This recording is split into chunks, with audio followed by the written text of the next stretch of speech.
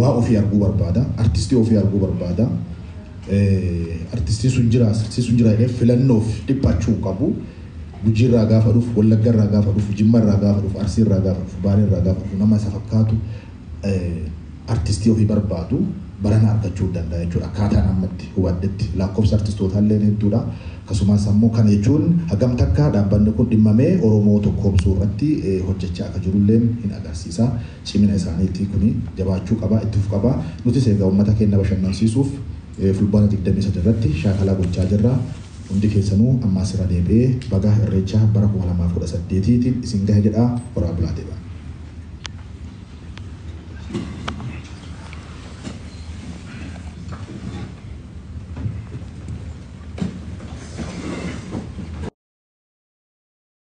Mera wanti irra deebi'uun qabu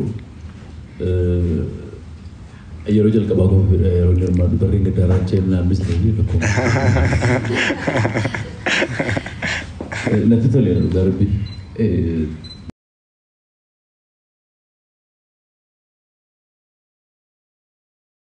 uummata gosa garaagaraa hojjechuu sakaan Wallaggaraa sakaan Gamzeerraa sakaan biyya garaagaraa iddoo tokkotti argamudha irreecha yeroo gaarii dabarsina gabaabaa wanti naasu achumatti wal argina sirbumaan wal argina galatoomaa yeroo gaarii qabaadha.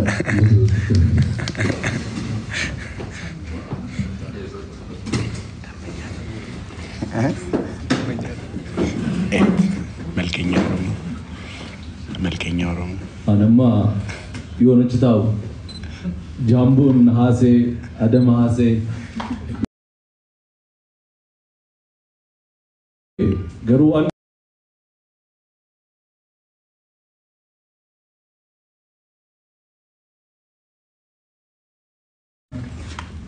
waliin wal konsertii hojjedhu jedhanii na gaafatan waan akka ilaalcha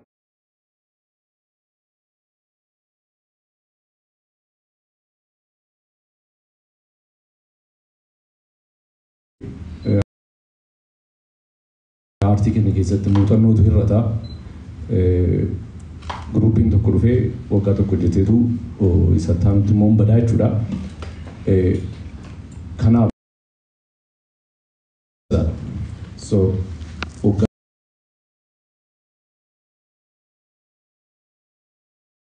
sadaffaa jechuun kun waan guddaadha. Waggaa arfaffaan shanaffaanis kudhanaffaanis hin ta'a jedhan abdii qaba.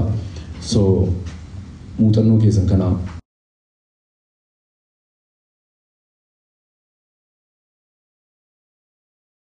dudduubata leencoo waliin haasaa ture leencoon maal jedhe utuu irreechi hin jiru ta'e warra kamisee fi raayyaa waliin eessatti wal agarra.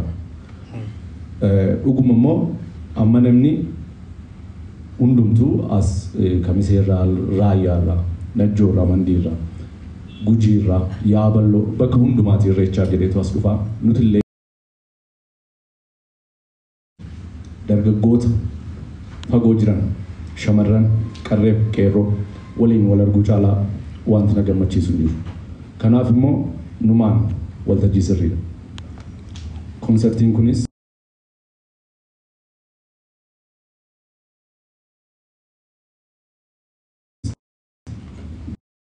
galma barkumeetti kan inni dhiyeessaa jiru namoota 1000 irratti hirmaata. So kottaan wajjiniin hirmaadhaa isin jaallannaa wal argina oolmaa gaarii.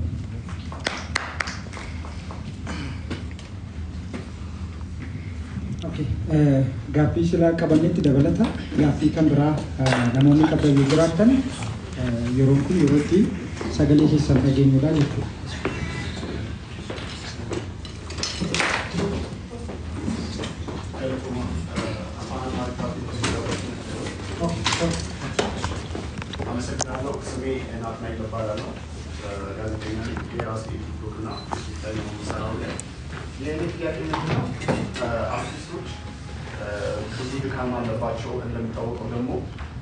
በዓል ሲሆን ደግሞ ትንሽ የፕሮግራም መደራረብ ይኖራል።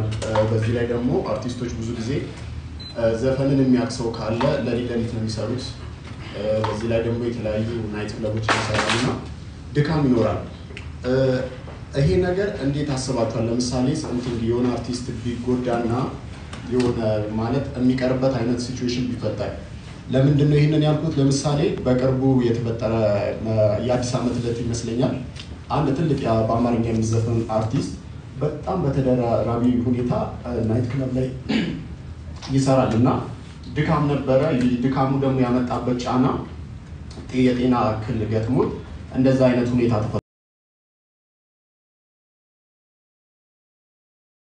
አሉ። ለምሳሌ ሰዎች የሚጠብቋቸው ጀማሪዎቹን ያን ያህል ላይጠብቅ ይችላል እና ትላልቅ አርቲስቶች ግን ይጠበቃሉ። እንደዛ አይነት ሁኔታ እንዳይፈጠር አንደኛ ምን እያሰባችሁ ነው ያላችሁት? ምክንያቱም ፕሮግራሙን የሚያዘጋጅ ሰው ነው እንደዚህ ነገር ኃላፊነቱን ወስዶ መንቀሳቀስ ያለበት።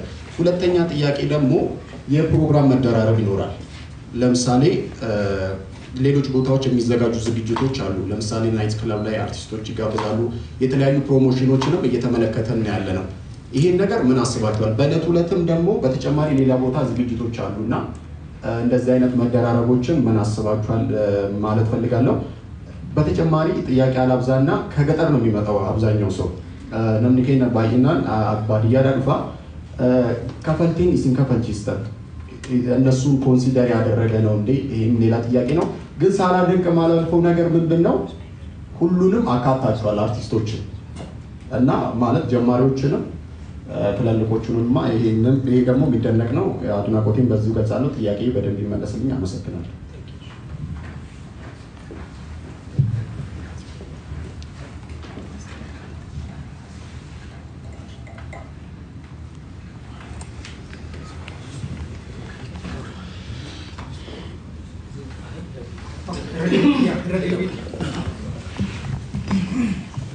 አመሰግናለሁ። ጋዜጠኛ ታምሩ ከአዲስ ሚዲያ ኔትወርክ። ቅድም እንዳነሳሁት የኢሬቻ በዓል የወንድማማችነት፣ የአብሮነት፣ የአንድነት፣ የምስጋና በዓል ነው እና እናንተ ይህን ፕሮግራም ስታዘጋጁ ከኮንሰርትነት በዘለለ ከመዝናኛነት በዘለለ እነዚህ እሴቶችን ለማጠናከር ተግባራት እናቅዳቸዋለን።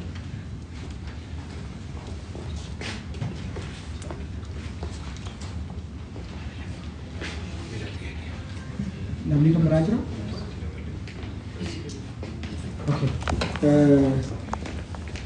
Jalqaba kan sila kan gaafate ture Addis Miidiyaa amma dhumarratti carraan waan kennameef tarii isaaf yoo eegalle gaariidha jedhee yaada. Ani akkuma dura afaan Oromootiin deebisee Amaariffaan inni isiniif deebisaa jechuudha.